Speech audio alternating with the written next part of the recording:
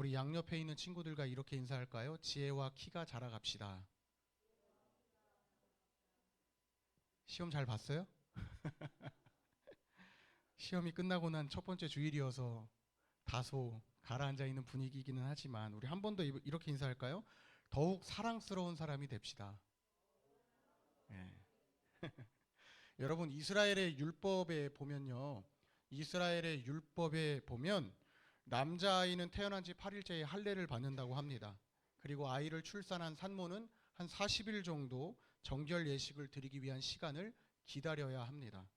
이 기간이 지나면 예루살렘 성전에서 레위기 12장 2절에서 6절 말씀에 기록되어 있는 대로 각 사람의 형편대로 번제물을 가지고 와서 하나님께 번제와 화목제를 드립니다. 그러고 나면 이제 하나님께서 제사장을 통해 번제와 속죄제 그리고 화목제를 드린 하나님의 그 자녀들을 성물과 성소에 진입하고 그 물건을 만지는 것을 용납하신다고 합니다. 요셉과 마리아는요, 이 절차를 지키기 위해서 아기 예수님을 데리고 예루살렘을 방문했고 이곳에서 시므온과 안나라고 하는 사람을 만났습니다.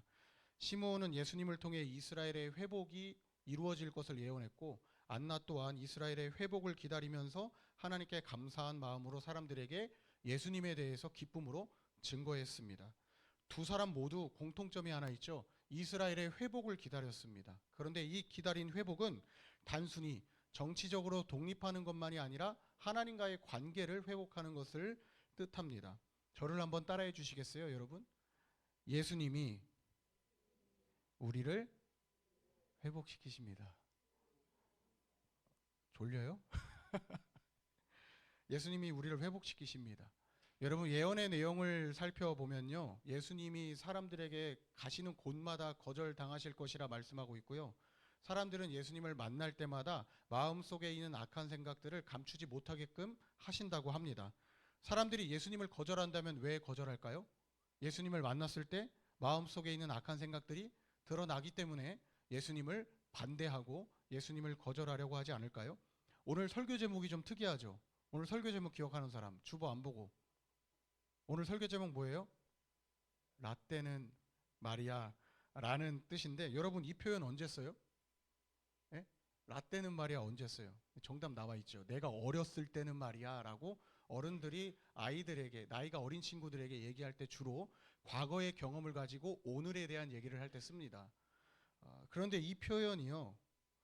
옛날이나 지금이나 상황을 비교할 때 좋은 의미로 어른들이 가르쳐 주려고 하는 말일 수도 있지만 여러분들이 받아들일 때 그 말이 받아들일만 하면 라떼는 말이야 라는 신조어가 나오진 않았을 것 같아요. 이게 이제 신조어인데 내가 어렸을 때는 말이야 라고 하는 이 말에서 유래된 신조어거든요.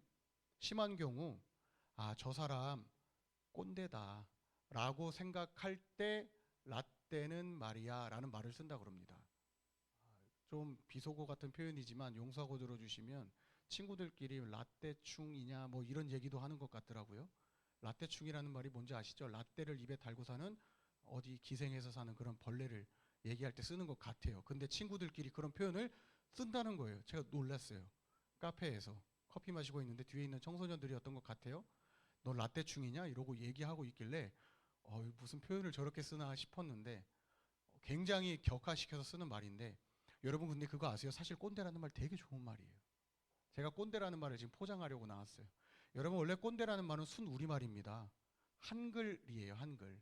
순 우리말인데 어떤 뜻을 가지고 있냐면 나이 어린 친구들이 나이 많은 선생님들을 높여 부를 때 꼰대라고 사용했어요. 근데 이 꼰대라는 표현 지금 우리 어떻게 받아들여요? 되게 좋지 않은 의미로 해석하고 받아들이지 않습니까? 우리 문화가 이 단어에 대한 의미를 조금 바꾼 그런 경향이 있는데 여하튼 여러분 사실 꼰대라고 하는 표현 우리가 왜 씁니까? 나이를 앞세워서 내 생각과 뜻을 살피지 않고 무조건적인 강요를 하기 때문에 꼰대라고 생각하고 꼰대라는 표현을 쓰면서 라떼충이라는 표현 쓰는 것 아닙니까? 그렇죠 여러분? 마음속으로 대답해 주세요. 뭐 이렇게까지 하는 사람의 경우를 살펴보면요 사실 논리가 없습니다. 그리고 내용도 없어요. 그냥 무조건 내 말이 옳아라고 하는 사람들이 주로 꼰대라는 소리를 듣는 것 같습니다. 나이가 들어갈수록 꼰대라는 소리를 많이 듣게 되기도 합니다. 저 역시도 꼰대라는 소리를 간혹 듣는 사람 중 한 사람입니다. 여러분 오늘 함께 읽은 말씀은 요셉과 마리아가 자칫 잘못하면 아기 예수님도 아닌 어느 정도 나이가 성장해 있는 예수님이 봤을 때 우리 부모님 꼰대다라고 생각할 법한 그런 말과 행동을 한 것을 기록해 두고 있습니다. 제가 여기서 퀴즈를 하나 낼게요, 여러분. 요셉과 마리아의 경우 어떤 행동이 자칫 잘못하면 꼰대처럼 보일까요? 그리고 어떤 말과 행동이 라떼는 말이야라고 하는 것과 같이 느껴질까요? 한번 여러분 대답을 해보시면 좋겠어요. 어떤 말과 행동이 꼰대처럼 보일 만하고 라떼는 말이야라고 생각이 들 법한 행동일까요? 이따가 반별 모임 하실 때 자유롭게 좀 나눠보셨으면 좋겠는데 일단 저도 꼰대 중 한 사람이기 때문에 답 정도로 답을 정해서 제가 말씀을 제 얘기를 하면 예수님을 한참 만나기 위해서 예루살렘에서 요셉과 마리아가 예수님을 찾아다녔습니다. 너무 오랜 시간 찾다가 만난 거예요. 그래서 예수님에게 묻지도 않고 따지지도 않고 다짜고짜 예수님을 혼냈습니다. 혼내면서 했던 말이 뭐냐면 우리가 근심했다. 어떻게 우리한테 이렇게 하냐라고 얘기를 했어요. 저는 이 말이 예수님의 상황과 지금 그 형편을 들어보지도 않고 나무라는 이 모습이 꼰대처럼 보일 수도 있겠다라는 생각이 들었습니다. 근데 물론 부모된 입장에서 자녀를 지키지 못한 것 큰 잘못이라고 생각합니다.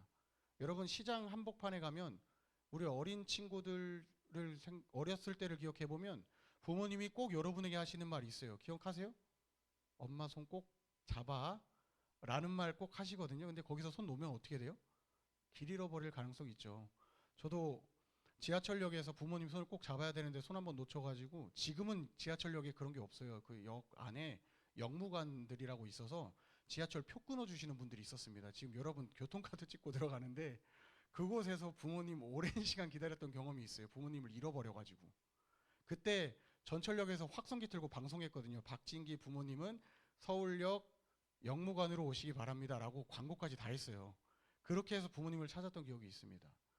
손을 놓친 예수님도 잘못이 있겠지만 손을 끝까지 안 붙잡았던 부모님도 잘못이 있죠. 근데 한편으로는 부모님의 상황이 저는 이제 제가 부모가 됐다 보니까 이해는 돼요. 얼마나 정신없고 바빴으면. 그리고 자녀를 잃어버렸다 찾았기 때문에 너무 마음 아픈 나머지 자녀를 혼낼 수밖에 없었겠죠. 근데 예수님이요 어디 다른 데 떠났다가 예수님이 부모님 만난 곳에 계셨을까요? 예수님 다른 곳 떠나지 않았어요. 그냥 예수님은 계속 쭉 성전에 계셨던 것 같아요. 그래서 요셉과 마리아의 행동을 보면서요 이렇게 하면 꼰대라는 소리를 들을 수 있겠구나라는 생각이 저는 들었습니다. 그리고 또 한 가지 라떼라고 하는 이 말을 직접 하지는 않았거든요. 성경에 지금 요셉과 마리아가 라떼는 마리아라고 해서 말하진 않았잖아요. 그런데 라떼는 마리아라고 하는 것처럼 요셉과 마리아가 오해받을 법했을 상황이 뭘까 생각해 보니까 성전에 대한 인식이 좀 달랐던 것 같아요. 성전. 예수님은 성전에 조금 더 오래 머물러 있었던 게 이상하지 않았어요. 내 아버지의 집이고 내가 하나님의 자녀면 나는 성전에 계속 있어도 된다 생각했던 것 같아요. 그런데 요셉과 마리아는 어떤 생각을 했냐면 제사를 드리고 제사를 다 드렸으면 얼른 집 가야 돼 라는 생각을 했던 것 같습니다. 그러니까 제사가 끝나고 나서 바로 짐 싸들고 집으로 떠나가는 길이었고 그 길 가운데 예수님을 잃어버린 걸 알았거든요. 여기서 우리가 주목할 건요. 요셉과 마리아의 반응에 예수님께서 보이신 말과 행동입니다. 오히려 예수님은 요셉과 마리아의 말과 행동을 뒤집어서 생각하게 하셨어요. 예수님이 어떤 분이신지를 간접적으로 알게 하셨습니다. 여러분 성전을 떠나지 않고 성전에 머물러 계신 예수님, 어떤 예수님이시라는 것을 요셉과 마리아에게 말씀하시려는 걸까요? 이 성전의 주인이 누구다? 나다. 예수님이 성전의 주인이시다. 이 말은 곧 예수님이 누구시다? 하나님이시다라는 것을 사람들이 알게끔 한다는 거죠. 여러분 알고 보면 예수님의 이런 모습이 사실상 시므온과 안나의 예언을 통해 선포가 됐었거든요. 그래서 오늘 말씀은 우리 오늘 읽은 말씀 바로 앞단락에 있는 시므온과 안나의 예언에 대해서 제가 조금 더 포커스를 뒀습니다. 새로운 변화를 우리가 받아들이려면 어떤 변화를 받아들일 때 두려움이 없어야 됩니다. 예수님이라고 하는 존재에 대해서 예수님이 하나님이신 것을 알기 위한 변화는 생각을 뒤바꿨을 때 일어났습니다. 오늘 그 내용에 대해서 말씀을 살펴보겠습니다. 예수님은 하나님의 백성들을 구원하실 그리스도이십니다. 그런데 사람들이 생각하는 그리스도는 어떤 그리스도였죠? 이스라엘을 독립시켜줄 그리스도였습니다. 시므온과 안나는 정결 예식을 위해 예루살렘에 방문했던 아기 예수님을 만났거든요. 그리고 그 옆에 있던 부모를 만났습니다. 이 만났던 부모들에게 시므온이 뭐라고 예언을 했냐면 두 사람에게 기적 같은 일을 경험하면서 시므온이 아기 예수님을 이렇게 찬송했습니다. 주제여 이제는 말씀하신 대로 종을 평안히 놓아주시는도다. 내 눈이 주의 구원을 보았사오니 이는 만민 앞에 예비하신 것이요 이방을 비추는 빛이요 주의 백성 이스라엘의 영광이니이다 하니라고 말했습니다. 주제라는 말뜻 여러분 와 닿으시나요? 어렵죠? 제가 설명 중입니다. 설명하겠습니다. 주제라는 말에는 절대 권한을 가진 주인을 뜻합니다. 뭐라고요? 절대 권한을 가진 주인. 이 주제 대신 하나님께서 어떤 권한을 갖고 지금 시므온을 통해 예언하게 하십니까? 종을 평안히 놓아주신다. 내 눈이 지금 주의 구원을 보았다. 누구를 봤습니까? 아기 예수님을 봤습니다. 아기 예수님을 통해 이스라엘이 구원받게 될 것을 지금 보았다는 거죠. 일평생 예수님이라고 하는 메시아를 기다렸기 때문에 이제 시므온은 내가 이제 평안히 눈을 감을 수 있겠습니다 라고 지금 감사 고백을 하고 있습니다. 그러면서 하는 말이 만민 앞에 예비하신 것이고 여기가 이제 강조점이에요. 어디를 비추는 빛이라고요? 이방을 비추는 빛. 유대인들뿐만 아니라 이방인들까지도 구원받을 수 있도록 하나님이 보내신 그리스도를 내가 지금 보았다라고 고백하고 있습니다. 여러분 우리 인생의 주인이신 하나님께서 하나님의 아들 예수 그리스도를 우리에게 보내실 때는 죄와 사망의 권세로부터 우리를 독립시키려고 하시는 목적이 있습니다. 그 목적을 지금 이루시는 것을 시므온이 목격하고 있는 거예요. 한 가지 특이점은요. 보통 정결 예식을 드리기 위해서 예루살렘을 방문할 때 부모들이 이제 갓 태어난 아기를 데리고 가는 경우가 없었다 그래요. 근데 예수님은 난지 8일 만에 할례를 받고 40일 정도 되는 기한을 다 채운 부모들이 이제 데리고 올라갔거든요. 이게 어떤 것을 의미할까요? 아까도 얘기했듯이 예수님이 성전의 주인이시라는 것도 의미하지만 예수님이 하나님이시라는 것을 의도적으로 누가가 지금 다른 복음서에 기록되어 있지 않은 내용을 누가복음에 기록하고 있는 거예요. 여러분 성경 읽을 때 소제목 밑에 가로치고 성경 구절이 적혀 있어요. 이거 무슨 의미로 적혀 있는지는 아세요? 모르시죠? 네, 알려드릴게요. 세례 요한의 전파라고 3장에 되어 있습니다. 여러분 성경책 한번 보세요. 3장에 세례 요한의 전파 소제목 되어 있어요. 그 밑에 어디 본문 적혀 있죠? 마태, 마가, 요한복음 적혀 있죠. 3장 1절에서 12절, 마가복음 1장 1절에서 8절, 요한복음 1장 19절에서 28절. 왜 적혀 있을까요? 여기로 가면 똑같은 상황의 얘기를 다른 표현으로 기록해 놓고 있다는 뜻이에요.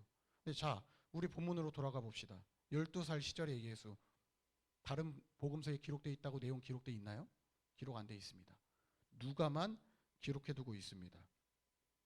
요셉과 마리아가 아직 어린 아기 예수님을 데리고 예루살렘에 방문했다는 것이 이렇게 남다른 의미가 있는데 이 두 사람은 예수님을 데리고 예루살렘 성전에 가는 것이 전혀 어색하지 않았습니다. 왜죠? 이미 마리아는 가브리엘 천사로부터 예수님에 대한 존재를 들었던 사람입니다. 예수님이 하나님의 아들이시라는 것을 들었습니다. 그러니까 누가가 예수님의 어린 시절을 주목하고 기록하고 있는 것이 하나님의 아들이신 예수님, 그리고 하나님의 아들이신 예수님이 우리를 구원하실 분이시라는 것을 일찍부터 알고 여러 사람들에게 증거하게 하셨다는 것을 전하고 있는 거예요. 누가복음은 누구한테 기록한 책일까요? 데오빌로 가카라고 하는 이방인에게 예수님을 소개하기 위해서 기록된 책이었습니다. 이제 보다 많은 사람들이 예수님에 대해서 알게끔 하고 있습니다. 그런데 이 정결 예식뿐만 아니라 예수님은 꽤 자주 예루살렘을 방문하셨던 것 같아요. 이스라엘 사람들에게 1년에 3번 절기를 기념하기 위해 예루살렘에 가라고 하나님이 직접 말씀하셨기 때문에 예수님은 유대인으로서 율법에 끝까지 순종을 하셨죠. 42절 말씀을 보니까 예수님의 나이가 공개되어 있습니다. 우리 예수님 몇 살? 12살. 초등학교 5학년.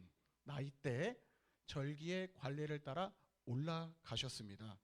1년에 3번씩 올라가는 날 얼마나 많은 사람들이 모였겠어요. 지금 우리는 도남제일교회에서 예배를 드리지만 또 옆에 도남땡 감리교회 있고 등등 여러 교회가 있어서 다 모여 예배를 드리고 하지는 않지만 이 당시에 성전은 예루살렘 성전 하나밖에 없었어요.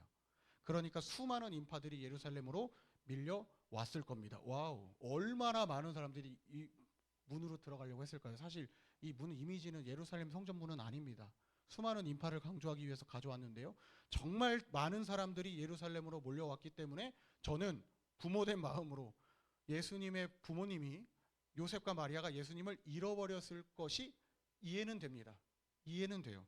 그런데 요셉과 마리아가 얼마나 둔했던지 예수님을 잃어버린지를 언제 알았냐면 하룻밤 하룻길을 더 가고 나서 알았어요.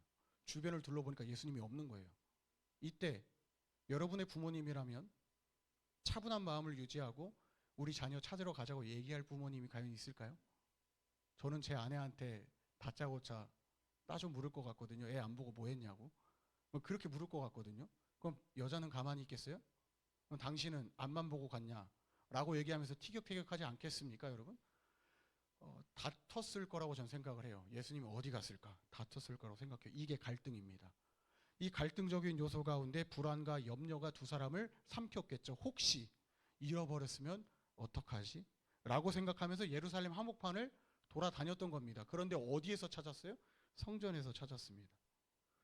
성전에 가만히 계신 게 아니라 당황스러운 모습을 또 본 거예요. 율법을 가르치고 있는 선생들 사이에 서가지고 정말 태평하게 티키타카 대화를 나누고 계신 거예요.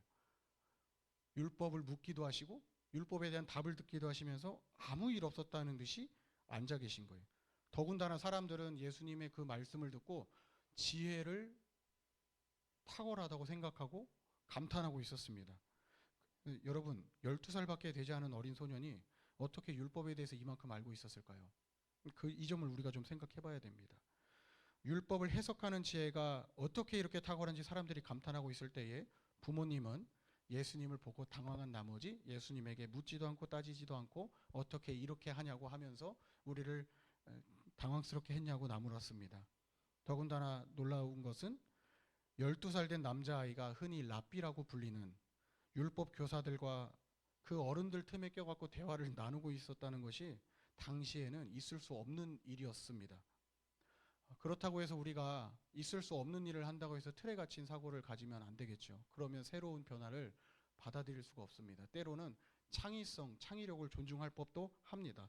여러분, 보통 율법 교사들에게 배우려고만 하지 율법 교사들에게 질문하고 내 생각을 발전시키려고 하는 경우는 거의 없습니다. 여러분 학교에서도 사실 받는 교육이 그런 교육이거든요. 교사를 통해 여러분이 주입되는 교육을 받지 여러분의 생각을 던져서 그 생각을 토론하고 토의해서 발전시키는 교육은 지금에서야 조금 시도되고 있지 목사님 나이 때만 하더라도 죄송해요 라떼는 말이야 자꾸 얘기해서 목사님 때만 하더라도 그냥 앉아서 듣는 게 전부였습니다. 정말 놀라운 발전이 예수님 때부터 지금 보였던 거예요. 예수님이 누구한테 질문하고 있다고요? 율법 교사들에게 질문하고 있었다는 겁니다. 예수님이 부모님에게 뭐라고 답했을까요? 49절 말씀에 기록되어 있습니다. 어찌하여 나를 찾으셨나이까? 내가 내 아버지 집에 있어야 될 줄을 알지 못하셨나이까? 여러분, 예수님의 이 말씀은 내 아버지의 집이 내 집인데 왜 나를 찾으셨습니까? 라는 말입니다. 하나님의 아들이, 하나님의 자녀가 내 집에 머물러 있는 것이 어머니 아버지는 이상하게 생각되십니까? 라고 지금 질문하고 있는 겁니다. 안타깝게도 부모님은 예수님의 말씀을 이해했을까요? 이해 못했습니다. 하나님의 아들이신 것은 알았지만 예수님의 말씀을 깨닫지 못했어요. 그 뜻이 뭔지를 깨닫지 못했습니다. 하나님의 아들이 하나님이시라는 것까지는 생각 못했던 것 같아요. 그러니까 성전은 여전히 두 사람에겐 제사를 드리는 곳이고 제사를 다 드렸으면 이제 나는 집에 가야 된다라는 생각을 했겠죠. 그러나 이스라엘뿐만 아니라 이방인까지도 구원하실 그리스도가 계신 곳은 그곳이 어디이든지 손길이 닿지 않는 곳이 없습니다. 하나님이 창조하지 아니하신 것이 하나도 없기 때문에 그렇습니다. 율법 교사들과 대화를 나누는 것도 이상할 이유가 없습니다. 예수님이 이 사람들과 말씀을 나누는 것이 어색하지 않은 이유는 이 율법을 이스라엘 백성에게 주신 하나님이 곧 예수님이시기 때문에 가능합니다. 두 번째로 여러분, 예수님은 우리 마음속의 악한 생각들을 낱낱이 드러내시는 분이시라는 것을 시므온이 마리아에게 축복하면서 얘기했습니다.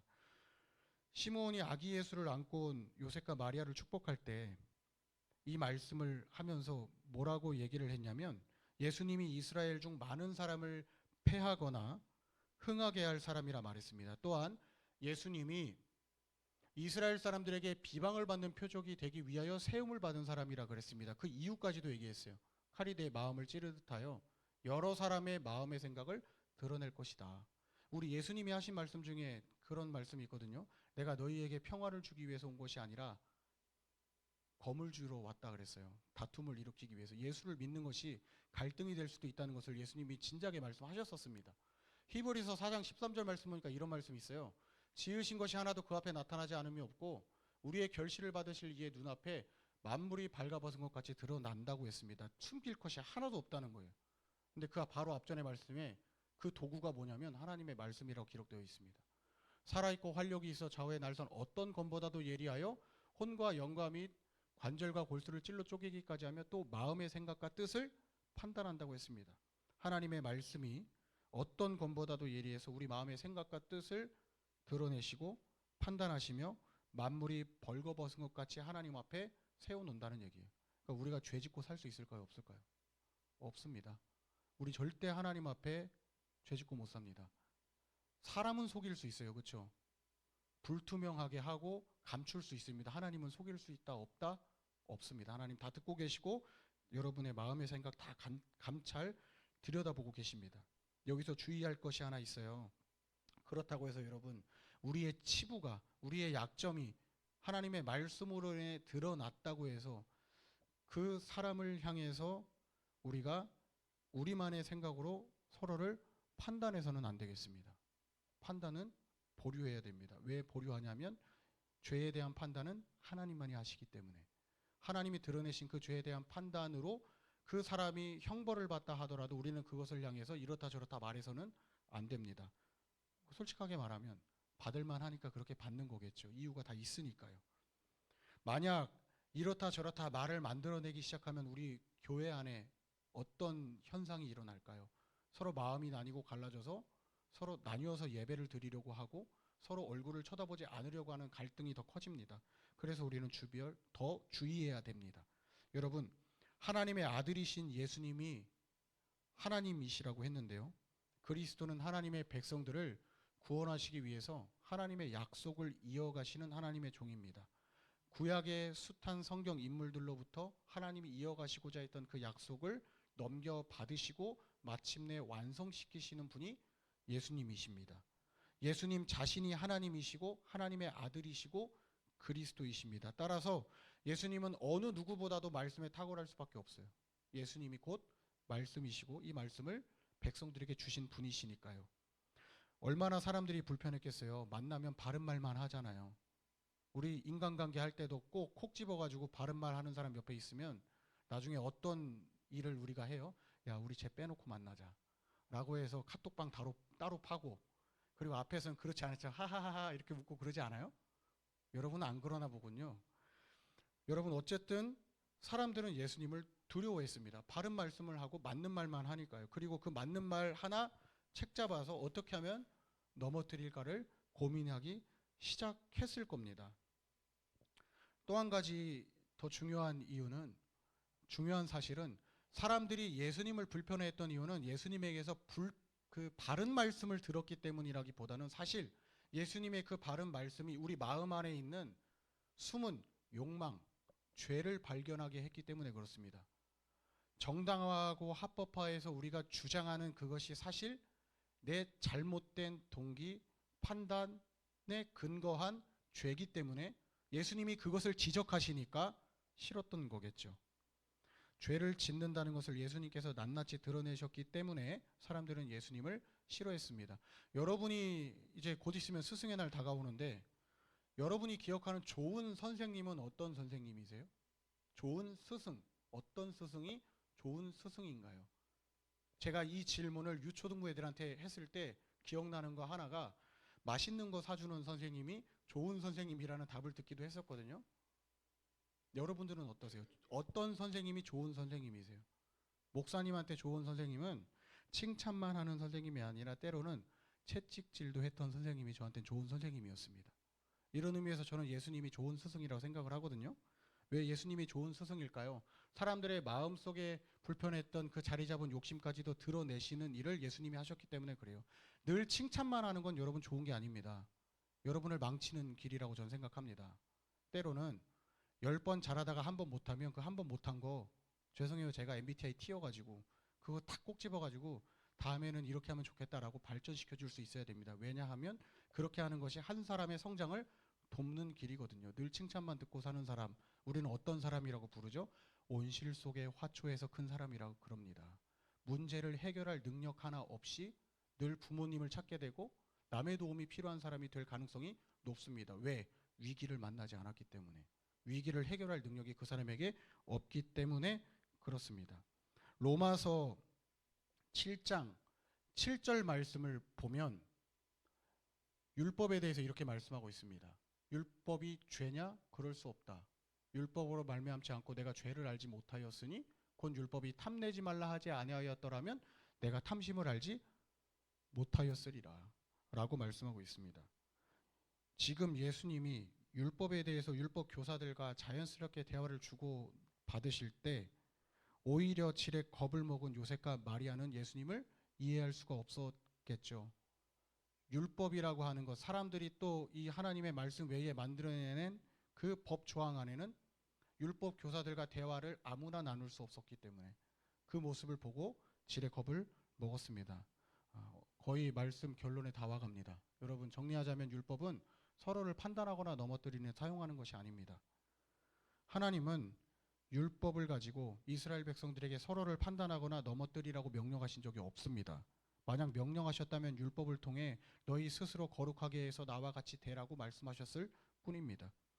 그래서 저는 하나님이 이스라엘 백성에게 이 하나님의 말씀 율법을 선물로 주신 거라고 생각합니다. 세상에 수많은 종교가 있는데 그 종교를 가진 사람들이 경전을 들고 그 경전에 대해서 공부하지 않는 것, 제 입장에서는 사실 이해가 잘 안 돼요. 하나님을 알겠다고 하면서 하나님의 말씀을 보지 않아요. 그러면서 하나님을 안다고 말해요. 이거는 전혀 제가 생각할 때는 이해되지 않는 부분이라는 거예요. 여러분, 율법을 통해 죄를 알고 하나님과의 관계를 좁힐 수 있게끔 하시기 위해서 하나님이 여러분에게 성경을 주셨습니다. 하나님이 예수님을 잃어버린 요셉과 마리아의 그 당혹스러움을 어떻게 해결하셨냐면 예수님을 찾는 것으로 해결시키셨어요. 예수님을 찾고 나니까 요셉과 마리아는 모든 문제가 다 해결된 거예요. 다만 틀에 박힌 생각과 판단으로 인해 예수님의 말과 행동을 이해하지 못했을 뿐이에요. 감사한 것은 두 사람 모두 깨닫지는 않았더라고요. 한 사람은 깨달았어요. 예수님의 어머니 마리아는 예수님의 말과 행동을 모두 마음에 기억해 두었습니다. 이때부터 아기들이 엄마를 더 좋아했나 싶기도 해요. 왜 아빠는 깨닫지 못했을까요? 안타깝습니다. 여러분, 오늘 함께 나눈 말씀 이렇게 적용해 보면 좋겠습니다. 우리 교회를 두고 우리 중고등부를 두고 어떤 새로운 변화가 우리에게 일어날 때 우리 절대 틀에 박힌 사고를 갖지 않았으면 좋겠어요. 틀에 박힌 사고를 벗어날 수 있는 여러분이 되면 좋겠습니다. 요셉과 마리아가 예수님이 하나님의 아들이신 것을 알면서도 예수님이 성전에 머물러 계신 걸 이해 못했어요. 그런데 틀에 박힌 사고를 벗어나 생각의 폭이 넓어지려면 저와 여러분 정말 많은 노력이 필요합니다. 한 살 한 살 나이를 먹어가면 더 어른스러워지고 더 성숙해질 것 같죠. 어느 시기까지는 그게 가능해요. 근데 그 시기를 넘어가면 고집만 커져요. 그래서 변화를 두려워하고 변화하기 싫어합니다. 있는 그대로 살려고 하는 모습이 더 많아집니다. 그래서 그 나이가 되면 주변 사람의 말에 귀를 더 자세히 기울이기 위한 변화되는 노력이 필요합니다. 여러분, 그러기 위해서는 늘 우리가 배우려는 태도가 있으면 좋겠습니다. 고등학교 졸업한다고 해서 공부 다 끝난 거 아닙니다. 중학교 졸업한다고 해서 끝난 거 아니고요.